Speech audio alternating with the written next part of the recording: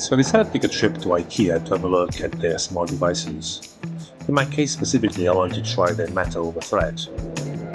I checked online and there are 4 that I'm really interested on, so I was happy to see them in stock. The first one was a bulb that I could put into this dumb lamp that I've got on my desk. This one was just over 5 euros, if I'm not mistaken, so quite cheap.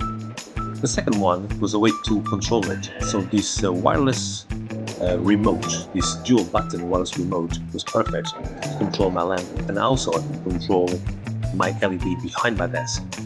The third one is this wireless motion sensor. Looked pretty cool, so why not?